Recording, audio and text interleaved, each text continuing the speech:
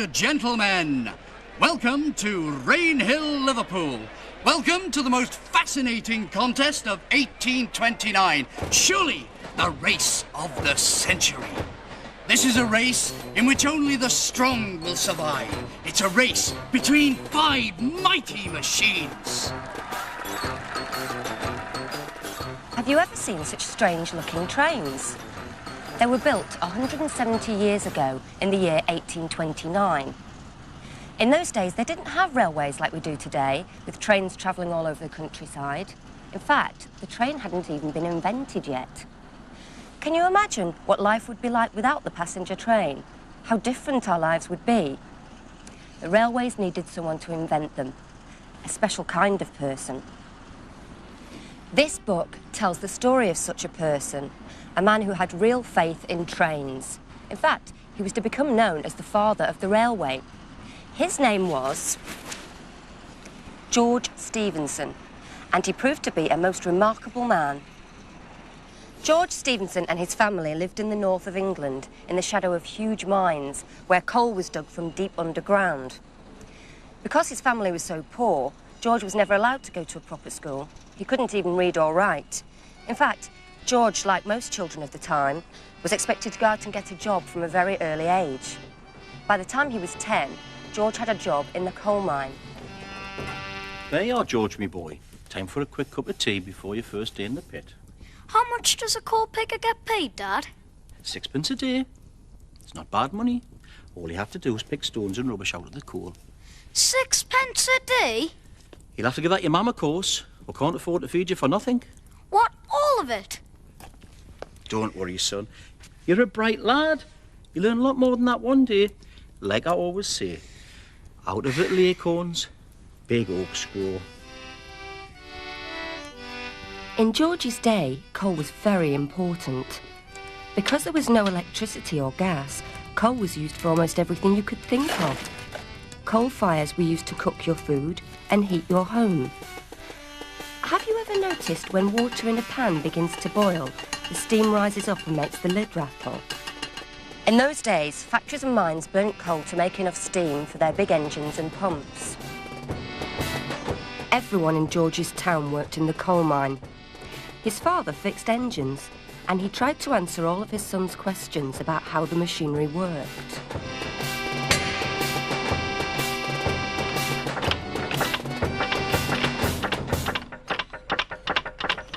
As George grew up, he learnt more and more about machinery, and it wasn't long before he was given a better and more responsible job. From then on, life was busy. I moved to Willington Quay, where I worked on a winding machine, which pulls coal wagons up the hill. In 1802, I met my first wife, Frances. The following year, my first son, Robert, was born. I think I prefer the sound of engines.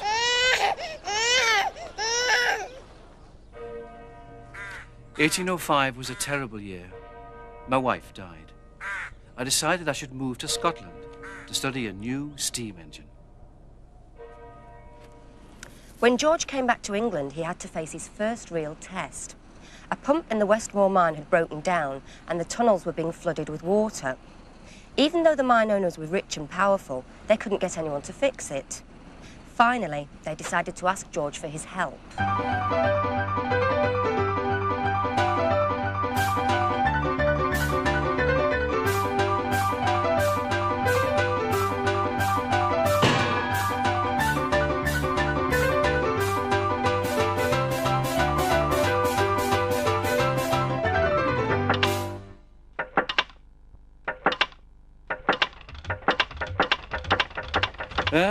Well, as me old dad used to say, if at first you don't succeed.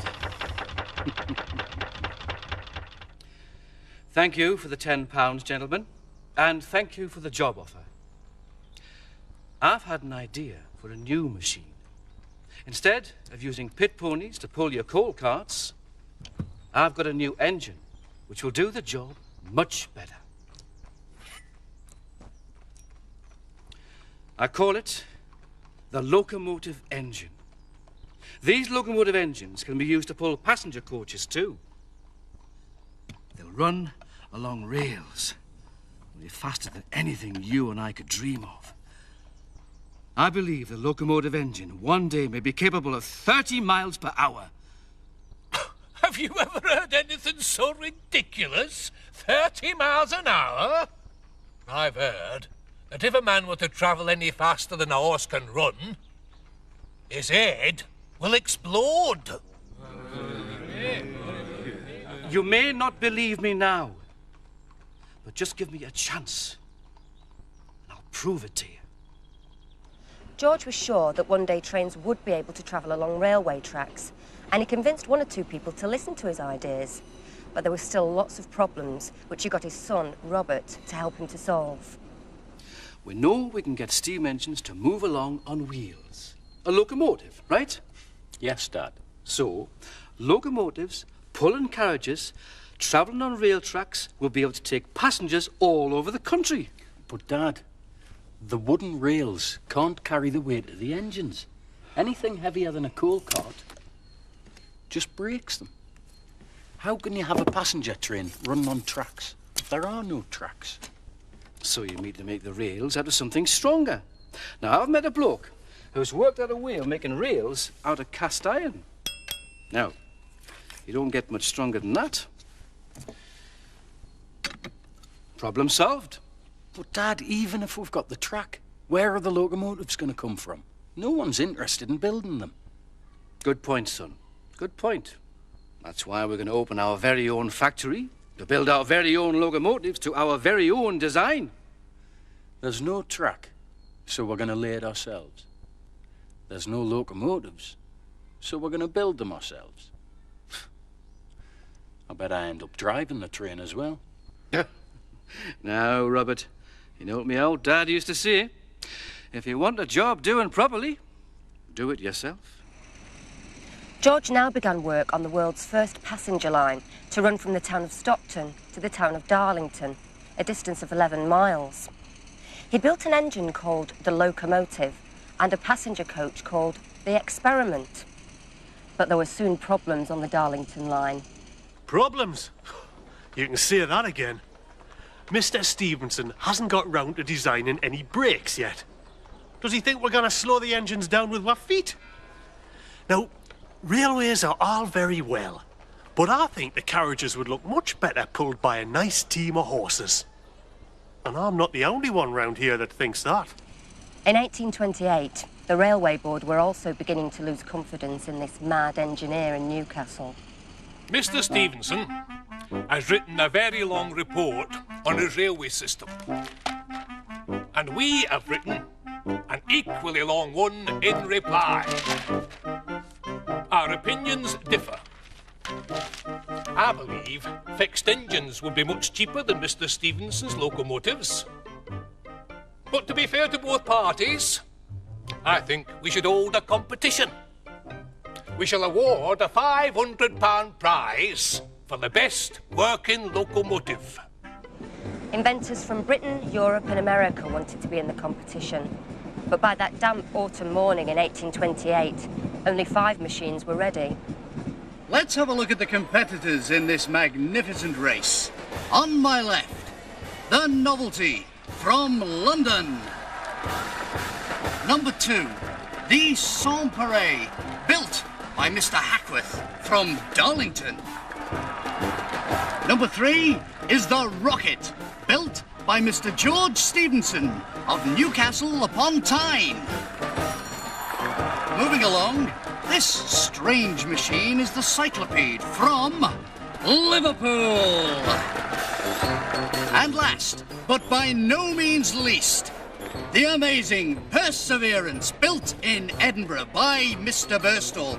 And let's hope, ladies and gentlemen, that he does not burst all.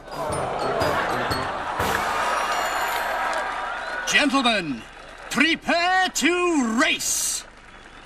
The contest wasn't just about which engine could travel the fastest. Each engine was judged on its weight, speed, how powerful it was, and how reliable. Out of the 5 finalists, 3 were pretty hopeless and had to be withdrawn. It's between us and the Novelty. Aye, that Vignoles is a clever man. Aye. We've put everything into this, Robert. We're racing for the future of the locomotive. Let's hope the rocket really flies today. And, as my old dad always used to say, if you want something doing, do it yourself. Each engine was expected to complete 10 laps of the track at Rainhill. The Novelty soon began to have problems. She kept breaking down, and on the final run managed just 1 lap of 3 miles before her pump failed and water flew out of the engine in all directions. But could Stephenson's rocket do any better? 10 trips of 1 3/4 miles. A load 3 times our own weight. There's the first timekeeper. I think we're on schedule. Yes!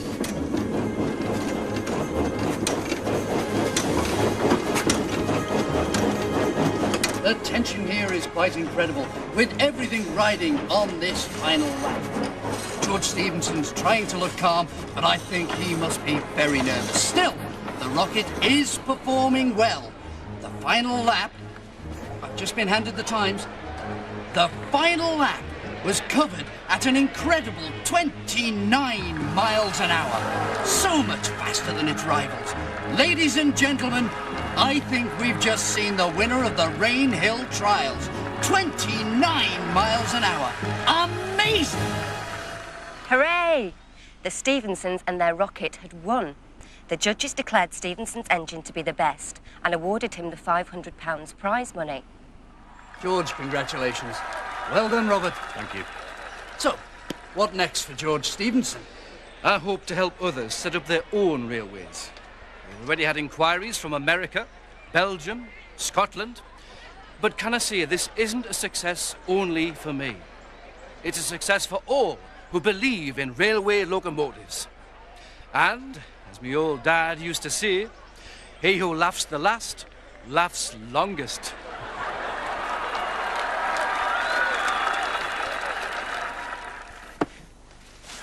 So that's the story of how George Stephenson developed the passenger train.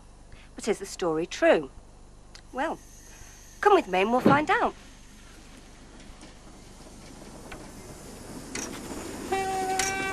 I've come to the National Railway Museum in York, where they have a copy of the rocket. So, how do we know the story of George Stephenson is true?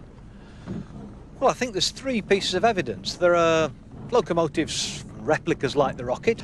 There are memorials to George saying what he did, when he did it and how. And of course there are things that were written at the time, newspapers and articles for books and magazines. So people were reading and writing about him then, and that can still be done today. And what do you think was George's greatest talent?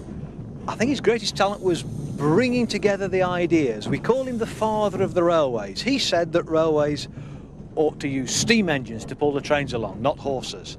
They ought to carry coal, certainly, but passengers as well.